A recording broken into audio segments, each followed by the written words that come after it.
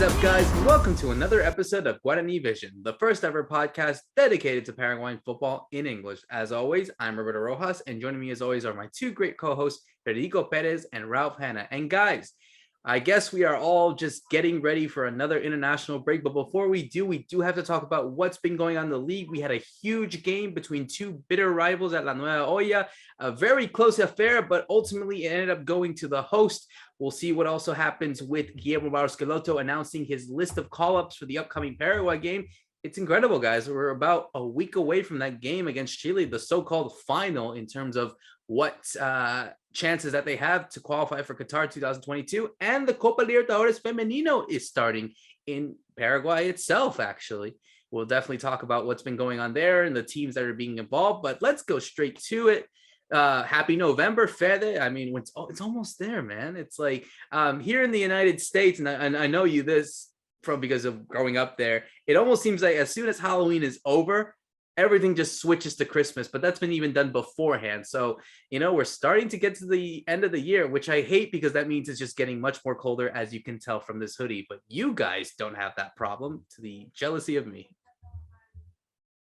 We're heating up here, Roberto. As you can tell, I'm on my shirt sleeves. It's really hot over here. I got my AC on, and it's really close to midnight here. So it's really hot, actually, and it's gonna be like this most of these months up ahead. But we still got a lot of football ahead of us. We got a lot of football to enjoy here in Paraguay.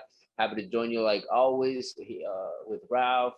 We have so much to talk about. The Superclasico that just left us. It could be the last Superclasico of this 2021 if nothing weird happens, even though we still have Copa Paraguay also to enjoy. It depends a lot on who's going to be the champion there to determine if we're going to have one more Superclasico or not. And we're also going to see if Cerro Porteño can actually take these 3 points and make them count, right? Because what matters for Cerro Porteño right now is to get to that last game against Guarani with the chance of taking the trophy away from them on that last game, or maybe even taking it a little bit further on this tournament. We'll see what happens with Cerro Porteño, who are keeping it up with Guarani. These are the two perfect teams here in the Paraguayan League as of the Clausura has it. The second tournament of the year. We're obviously going to talk about the Superclasico and everything that involves the national team, because we have games coming up. And this Libertadores Femenina, which is actually an awesome tournament. I think it's just great that we're going to talk about this. I love talking about the women's game. We do it a lot here in Guarani Vision, and especially because the tournament is going to be played here in Paraguay in 2 different stadiums. And I think some of our teams are actually looking pretty strong this time. We have one particular team which blew everything away this year, which is Cerro Porteño. So we're going to talk about their chances on this coming up tournament, Roberto. Absolutely. And going into Ralph real quick, yeah, it's like it's almost as if we're obviously focusing our attention on what's going on in Paraguay, but now it seems like the whole continent is focusing on Paraguay, especially on the women's game. So certainly a great thing for the game over there, and hopefully it allows them to raise the level of the development there as well. Yeah, that's right. Hi, Roberto. Hi, Fede. Hi, everybody watching, listening.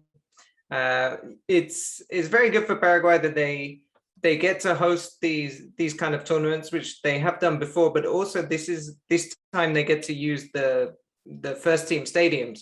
So to the extent that Olimpia actually are not going to play a home game in, I think, their next scheduled home game, they're going to have to play in a different stadium. So they're giving that up for the Copa Libertadores Femenina, which is great because we've seen previously in early tournaments when Paraguay hosted, some of the pitches used were not first division level. So you can see the tournaments growing all the time, and Paraguay in Paraguay specifically, they're giving it that kind of attention it needs. And I think we'll have some interesting games. The Brazilian teams are usually the ones to beat, but I'm sure we'll talk about that a bit later. But let's see if Paraguay can use that home advantage or that home soil to their advantage. Definitely. But before we get to that, let's talk about the big game that happened over the weekend, which was the Superclasico between Cerro Porteño and Olimpia. The game was played at La Nueva Olla, the first time that fans are back at the stadium since the start of the pandemic. So a really amazing atmosphere. If anyone was able to see it on the highlights or images on Twitter or any type of social media, it was incredible to see. And it got to them in terms of being an advantage, I would say. A 1-0 win for Cerro Porteño happened with a goal right at halftime from Claudio Aquino. Fantastic assist from Rafael Carrascal, the Colombian. But I think we can honestly say that, aside from the goal, I think we saw a wonderful performance again from the goalkeeper, Jean, a goalkeeper that Cerro look like they're going to tie him up to a new contract. And Fede, I want to go to you on this one. But before we do mention, obviously, the plaudits of John and how important it is for Cerro to keep someone like him for me, I think he's been probably the most important player that Cerro has had in the last few games and perhaps one of the best of the year. It was a memorable performance. It was also an important one for Cerro to keep themselves back into the title race, especially with Guarani also picking up points. But I don't know, man. The way that they both have been playing, I think it could go to the last match day. But because of that, that might factor what I need because of the goal difference. I mean, first of all, what are your thoughts on what you saw in the Superclasico? And secondly, looking at both those teams and how good they've been, do you see any of them falling back towards the end of the season? Well, they still have a rocky calendar ahead of them, so it could happen for Guarani, especially because they've had really tough games lately, and they barely beat them just by a goal or two, not more than that. And in the first round of games, they were having it a lot easier. They were winning goals, they were scoring more, and it's just getting tighter for them. They've had this advantage of playing before Cerro Porteño's games. That's happened on these last couple of weeks. That's probably been an advantage because they get to put the pressure on Cerro Porteño later to catch up. And I think that's something that Guarani has fed up of. And they have the experience. They have a lot of players that can build up in this particular moment of the tournament also.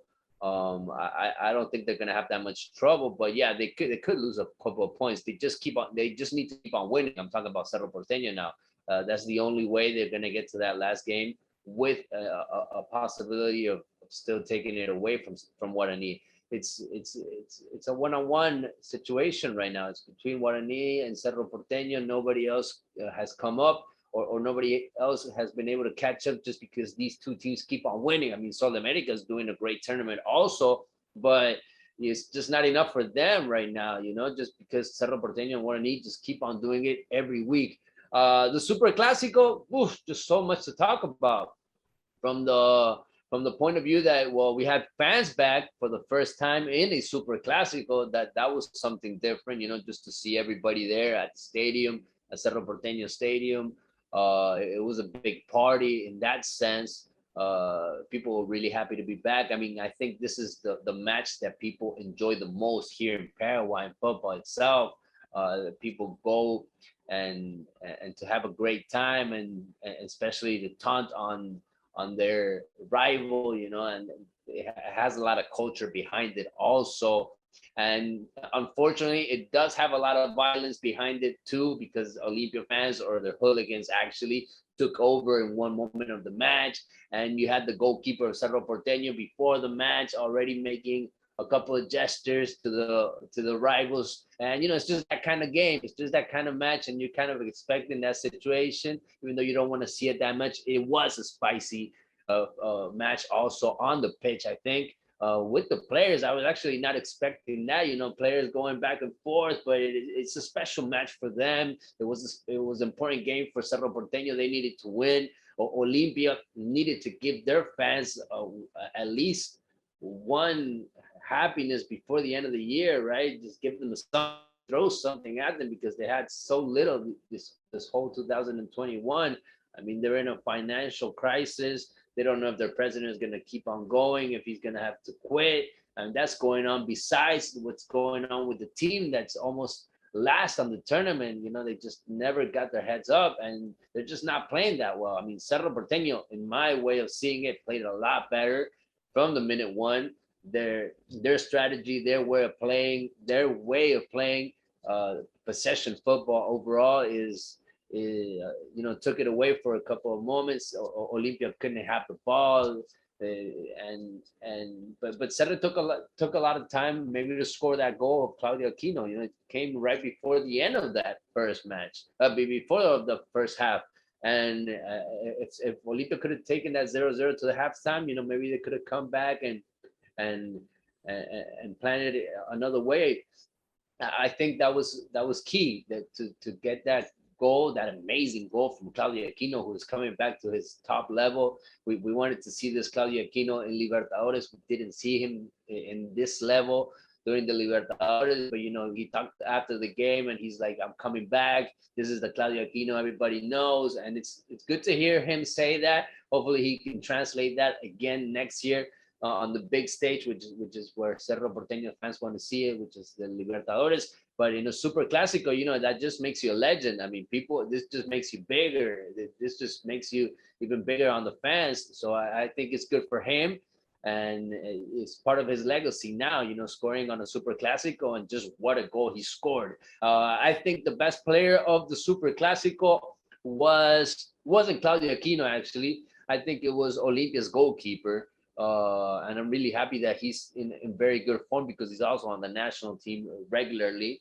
Alfredo Aguilar, he's a very good goalkeeper, and he pretty much kept Olimpia in the match most of the game. And then you had Olimpia with their problems in defense, in midfield, and also attacking. I really didn't like the inexperienced coach that Olimpia has, Julio Sarcáceres. And I'm talking about the inexperience because Cerro Porteño has the experience on the other side. You have Chiquias, he has so many Superclásicos on top of him. And I think that kind of showed on the strategy, on the battlefield, on the subs, also on the second half, on the way to manage the game itself. And Cerro Porteño probably had the best chances to round it up, and could have won by two or three goals. They had Robert Morales coming in the match, and he had two very good opportunities, and so it could have been a lot better for Cerro Porteño. They just barely took it away, but it's a 1-0 that leaves a lot more than just the result itself. It's very important to win for the locker room, for them individually, for them as a group also, and I think it talks a lot about what's going on in Cerro Porteño right now, the rebuild of the Cerro Porteño after what happened, especially on the Libertadores, where they didn't make it after losing a couple of important key players on the team that we were accustomed to seeing from Cerro Porteño, and Chiqui Arce, their head coach. And he found Carrascal in the midfield. He found their defense again, which is very strong. I mean, they haven't been able to score on this Cerro Porteño team in the last, 3 or 4 games. So Cerro Porteño is looking good, not only in front of the goal with Claudio Aquino, not only good with the subs that are coming in and also scoring, but I think this team is very balanced. And I don't know if I see the same thing from Guarani. If you take 1 or 2 players away from Guarani, or if they get an injury or two, they can really have trouble in these last games. But the Superclásico is always fun to watch. It was a very entertaining match. Cerro have definitely found this balance like you're talking about, and we said in the last show that one of the solutions that Chiqui Arce had to find was on that right hand side. So he's gone with the idea of Benitez and Espinola, who are 2 right backs, but playing them together, and kind of Benitez in front of Espinola, but then Espinola overlaps.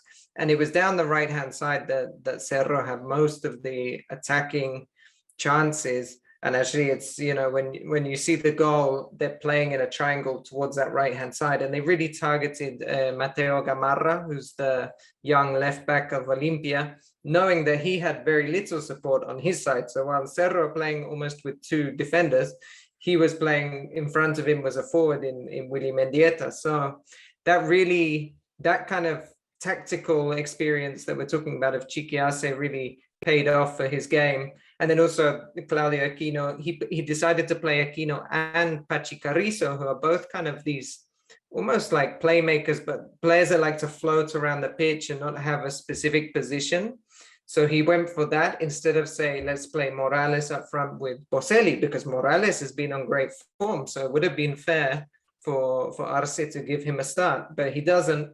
He goes with those two players, and of course, with this defensive problem that Olympia have, they can't pick up these players as they're finding lots of space throughout the game. So you think, Arce got it right. The 1-0 result is always worrying in these, in these big games where every point counts, because I think there was a chance that Olympia hit the bar and it bounces down and it could have gone over the line. So I mean, those small things could make a huge difference. And we actually saw the same happening to Guarani. Guarani won the game 2-1. They were 2-0 up very quickly. Then they got a red card. Luque pulled a goal back, and then Luqueño had a penalty, and the penalty was saved by Guarani's sub-goalkeeper. So Guarani and Cerro came away this weekend with the 3 points each, but the margins can sometimes be very fine. And I still think, there's a chance of a slip up either side before we get to the big showdown, because remember, these two teams, Cerro and Guarani, have to play each other on the final day of the season. So we do have this, this possible showdown title race decider in the final game of the season, which could be very exciting.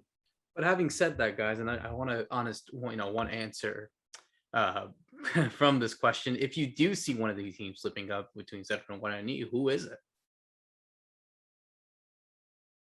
Well, I can see them, but Cerro I can see struggling against Nacional, because they always find it difficult against Nacional and they have to play them. But then Guarani have to play Libertad, and Libertad on their day, even though they're not doing very well in the league, they're capable of beating Guarani, I think.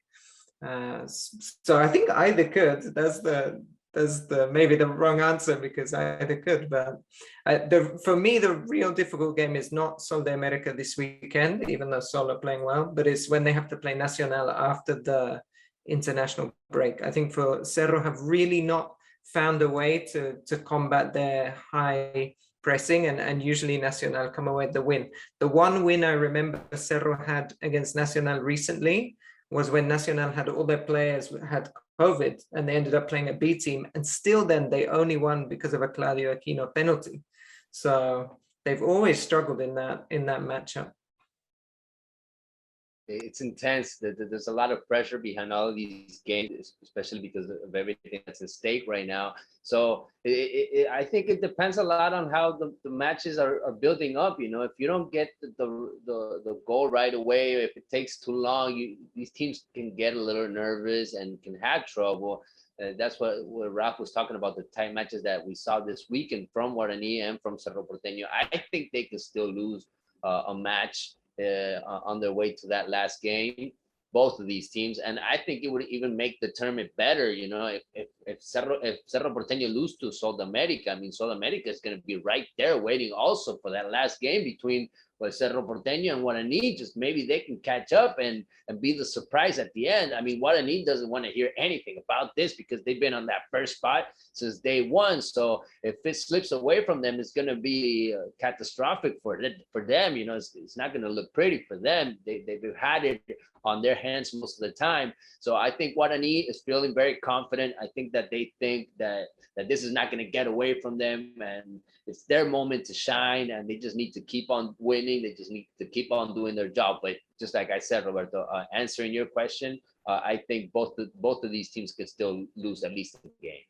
Oh, that's going to make it even more interesting. And maybe even for Sol's case, they can consider themselves into that race. But again, we still got a long way to go, as you had said, Fede. So we are definitely going to keep our eyes on what's going on in this Clausura as we reach the tail end of the season, as we switch gears to the national team. As we had seen over the last few days, we saw Guillermo Barros Queloto, our new manager, I think obviously doing something that is very much important, making out a list right there. And from what we've seen, and we were talking about some of the names that are possibly going to be in them, we don't see anything. And to, I guess, our confusion, I wouldn't say disgust, but definitely confusion, no Jesus Medina or Cecilio Dominguez on this side, but you could see the inclusion, and we do see it here, the inclusion of Celso Ortiz, who had just recently won the CONCACAF Champions League with Monterrey. You see Matias Rojas actually returning, a player that actually played a lot under the early days of the Berizzo era. Also, we got Brian Ojeda back, someone who hasn't played yet at Nottingham Forest, and Andres Cubas, a player that was actually nationalized by Berizzo to be on this side. Also was coached by Guillermo Barros Schelotto at Boca. But you do see also the familiar names as well. You don't see the likes of Gaston Jimenez or Hernan Perez. Those are kind of some of the high points of this team. Fede, I want to go to you on this one because I think there is still that sense of having a base. David Martinez also is back from River Plate. He's back on the team as well. So you're starting to see, obviously, players that we've always been accustomed to, adding in some new names, looking to, in a way, I think Barros Schelotto is really convinced by some of the players that have done well for Paraguay over the last few months, that he is sticking with those names while also adding in some other ones that have also been doing well abroad. We have a new coach on the national team, but he knows a lot of these players. He managed most of these players. I mean, Matias Rojas, he asked for him after they lost Miguel Almiron when he was back in Lanús and they needed a replacement for him. Almiron was was getting away from Lanús. He was going to the MLS and they needed to bring somebody there. And they looked into the Paraguayan league and they saw Matias Rojas and they asked for him. So they know this player very well. And I'm talking about Matias Rojas because he's one of the new players on this list. We haven't seen him in a while. Berizzo called him up at the beginning when he was just starting out, when he was looking for players. Celso Ortiz's case is similar to that. He's nothing out of the ordinary in my way of seeing it, Celso Ortiz. He hasn't demonstrated much on the national team. I think he needs more. He needs to convince people. He needs to show that he's a national team kind of player. He needs to show that level. I mean, in the national team, I like to see the best players. I like to see players that can stand out. And I don't think Celso Ortiz has it in him, just like I say the same thing about Hernan Perez and other players. And it's not just about the quality. It has to do a lot more about the players showing up in these hard games and especially because of the competition. I mean, you're going up against the best players of the South American game, and that's not easy for everybody. And Celso Ortiz just hasn't made that level for me in my way of seeing it. I think Matias Rojas can be a good complement for the midfield, especially because they know him and they know what he can bring to the team. And I think they're going to take the best out of these players that they know, like Miguel Almiron. I'm waiting for Miguel Almiron to come back. I mean, they know him very well. I hope that they can make this player 100% and we can see the best out of Miguel Almiron, which we haven't seen yet in these qualifications. The same I would say for Gustavo Gomez. We haven't seen the best out of our captain yet either. And, they had our captain back in Lanús. So I'm waiting for that. I'm waiting for Schelotto's touch on this team, but especially on those players that they know what they can bring, that they know what kind of societies that they can build up in the pitch also. And looking back at the last round of games we had, I was looking at some of the players that were called up, like Hugo Martinez, Jose Florentin, young midfielders from the Paraguayan league. And, they're not having their best moment right now. After they went and practiced, they had their sessions with the national team. They just didn't come back to themselves on their team. So I'm not really expecting for them to be called up. We could still have a couple of surprises on the players from the local league, especially because Schelotto has been watching games and pretty much all of them on the ground. He's been going to most of the stadiums to see really the action up close. There is a player that I think is tearing it up here in the National League, which is Julio Enciso. He's only 17 years old, and Berizzo was really liking this player, even though we weren't seeing much of him on the pitch. But he was already being called up. He's been around the squad. So, maybe Schelotto, if he wants to find a new player, he might look into the league. Douglas Gonzalez is also, I think, in a very good level. Again, in Olimpia, he could get a call up. Yeah, I'm still waiting to see what the names are going to be from the National League, but it's an opportunity for Celso Ortiz, for Matias Rojas. I hope they can take it. It's a very critical, important moment for our national team. If we don't win against Chile, it's gonna feel like it's over, Roberto. Yeah, that's right. This is a crunch game. Wow, it's only a week away. Well, as we record, it's just over a week. Looking at the squad, I think it does suggest that this is the best Paraguay have to offer. There weren't any other players they could really call up. The one player that's maybe missing is Blas Riveros, but we spoke before on the podcast that he hasn't played much. I saw he's now playing for Bromby first team, but he still doesn't have a lot of minutes. And I think Oscar Lota, he gave us a couple of clues maybe of what he's thinking, and he did mention something about wanting players in form or that are playing regularly. But then his squad list doesn't necessarily match that, because somebody like Brian Ojeda hasn't actually had a minute. His last game, in fact, was for the Paraguay national team in the September triple header. So then you have people like the Romero twins that we would assume will end up being called up. But again, they haven't been playing very much apart from in the national team. So it's interesting. I guess he doesn't have much to work with. I think with Celso Ortiz and Mati Rojas, Ortiz might be that player he's looking that can be a bit more technical, but also a holding midfielder. So maybe someone to complement Morel. But again, I agree with Fede. I don't see him as like a game changer player. It's maybe more somebody just to have in the squad for depth. And then the other clues, talking about clues he's been giving us, is he has insisted on that all the league games are played this weekend or by Sunday. So there was a game that Cerro were meant to play on Monday against Sol de America that he's insisted that's being played on Sunday because he wants more time with the squad. So that indicates somebody from Cerro is going to be called up, which you would assume one is Angel Lucena, but then maybe he's also looking at a Pulpo Duarte or somebody. So he's giving us a few of those clues, but we don't have a big idea of what's going to happen. And from this list, we also can't see. This is very much could have been Berizzo's list. I don't think there's a big change there. So it's not going to be until we're on the pitch in the Defensores against Chile that I think we'll see if he's been able to get anything out of this team in such a short time.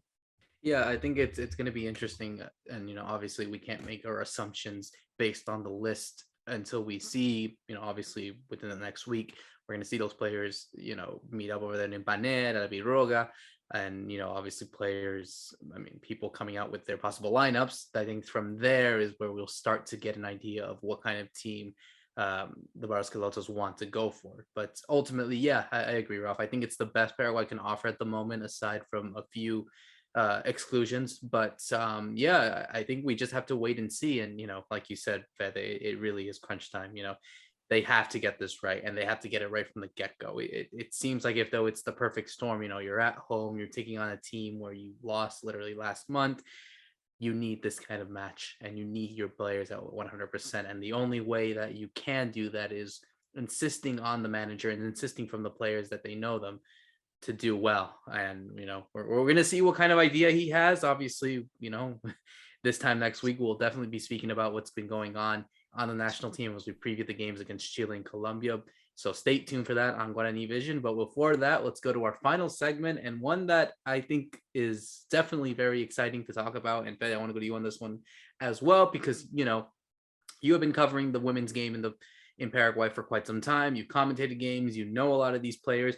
And that's, of course, because the Copa Libertadores Femenina is coming to Paraguay. They'll be playing games over there at the Estadio Manuel Ferreira, the Para Uno, where Olimpia is playing, and the Arsenio Rico, with 4 groups of 4 teams participating in a 16-team tournament to decide who will be the winner of the Conmebol Libertadores Femenina. We have 3 Paraguayan sides who are in this competition. We have Cerro Porteño, who are the reigning champions, Sol de America, the runners-up in the league, and the 3rd place team, Deportivo Capiatá. Fede, I want to go to you on this one. You look at the Paraguayan sides, they're all in 3 different groups, respectively speaking. We have Sol de America in the group with Ferroviaria of Brazil, Deportivo Cuenca of Ecuador, and Independiente Santa Fe of Colombia. Cerro Porteño are in a group with Santiago Morning of Chile, Yaracuyanos of Venezuela, and Kinderman Avaí of Brazil, and Deportivo Capiatá with Corinthians, San Lorenzo, and Nacional of Uruguay. So I just want your thoughts on, first of all, how important is the Copa Libertadores Femenina, for the Paraguayan game here of the women's side, but also how do you see all these three teams faring out in this competition, and which side do you think has the better chance to cause a real impact in the tournament? Yeah, Roberto, I follow regularly the women's game. I follow most of our athletes, and I follow most of these clubs also from the South American game. And just hearing these groups, just the way they were mixed up, I think Deportivo Capital probably has the worst group, right? The Brazilian teams, just like Ralph said. I mean, Corinthians is probably my number one candidate. Just doing some research and asking people around. San Lorenzo was the Argentinian champion. They have our starting goalkeeper from the national team. Also, we have a lot of Paraguayan players that are going to play this tournament, that are not only on our Paraguayan teams, but also play on the big teams from other countries. Just like I'm saying, Alicia Bobadilla, who's the goalkeeper from San Lorenzo, she's going to be part of this tournament also, but coming in from a team from another country. So it's that kind of moment also for us here. I think we're seeing everything that has been done these last couple of years by the girls, by the association. Just the build up, just the evolution of women's football here in Paraguay. Just all these girls, all the players that we have going around in the South American game itself, and our teams. Our league was very competitive this year. I was actually very surprised about it. I think a lot of people were waiting for Libertad Limpeña to just take it away again, just like it's happened these last couple of years, but it just wasn't that way. I mean, Cerro Porteño came in very strong. It has to do a lot with the coaching staff. They have so many people working there for the girls, and they have such a good training ground also, like no other team does here in Paraguay. For the women's game, and I think that's very important for them, and it's just been able to build up, and they haven't lost many players, and they really have a young squad that I think is gonna gain experience on this tournament. I don't think I see them on the final, to be honest. I see a lot of teams just way too strong in this tournament, and they actually lost a couple of players during the season that they might miss, like Amada Peralta, who left after the first tournament. She went to Colombia. She was their striker, and they kind of missed her on the second tournament. On the first tournament they played here in Paraguay, in the Apertura, they didn't lose a single game. In the Clausura, they only lost one game. I'm talking about Cerro Porteño. So this was clearly the strongest team during the 2021 season. This is the team to look at if we're going to follow a team in this competition. And then you have Sol de America. This is another club that works very well with the women's team. They usually bring players from outside. Also, I think they brought in a couple of Argentinian players that have the experience of playing Libertadores. That's also important to scout and to look for players that can give you the experience and can maybe give you what you need in a Libertadores like this. It's not going to be enough with what you have, especially if you weren't champion on your local tournament. And that actually happened to Sol de America. They were always behind Cerro Porteño during the year. So they need to step it up if they want to have a good Libertadores. But those are teams that are very balanced. Those are teams that are very well organized. Deportivo Capital, they had their trouble. They had a coach during the Apertura. They had another coach during the Clausura. They lost a lot of players. They brought a lot of new players. They kind of built up a new team for this Libertadores. So I don't really know what to expect from them. I want to see their first games just to see just what their level is going to be. But I'm really excited, Roberto, just because of what these girls are going to bring to the pitch. I think a lot of people are going to catch on here with the women's football because the tournament itself is going to be played here. A lot of people want to see the games. The games are going to be televised also here. People are going to be following the matches. So I'm really excited. I hope we see great goals. I hope a lot of these girls can show up and maybe if the Paraguayan teams don't make it far in the competition, at least we can sell a couple of players to international leagues, maybe even to Europe. That's what we're trying to do. We're trying to build up better athletes. We're trying to take girls outside of the Paraguayan league, and this is just the way to do it.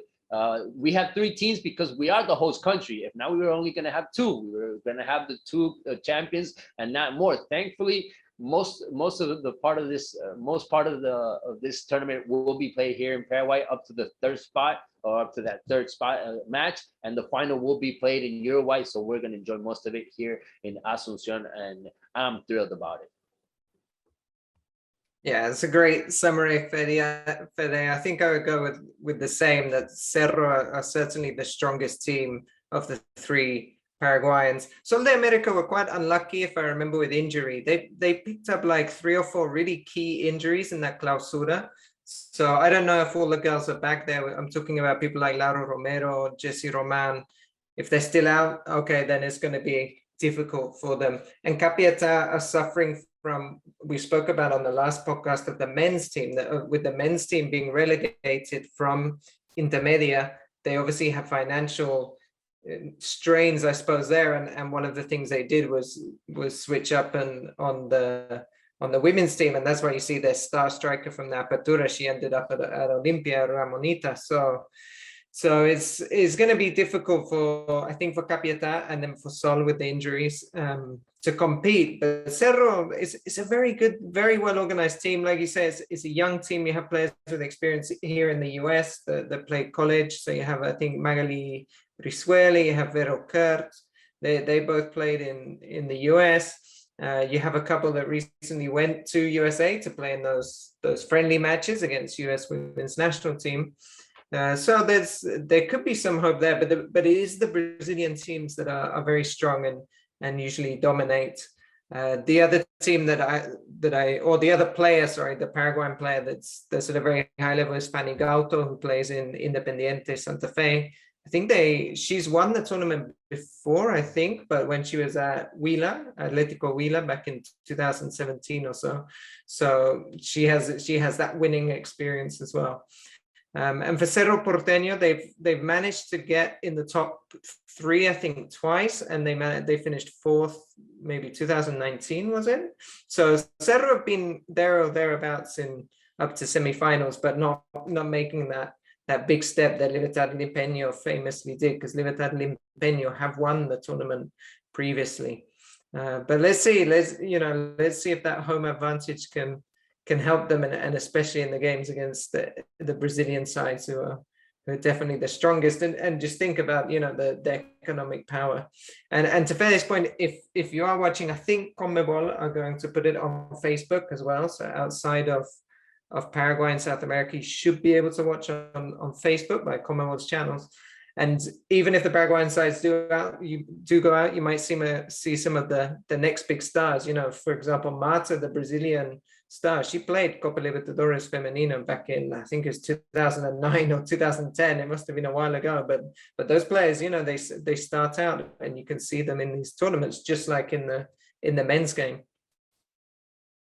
Yes, let's remember, Roberto, let's just remind everybody that this is probably the last big tournament before we have next year the Copa America, which is our opportunity to qualify for the next World Cup. So this is the big stage for these girls, the last chance of a big tournament to get ready for that Copa America. That's why I'm looking, especially for those players that play on the national team, for them to make it big on this Libertadores. Hopefully, so they can be more than ready for that Copa America, which is going to be very important for us to make it to the World Cup.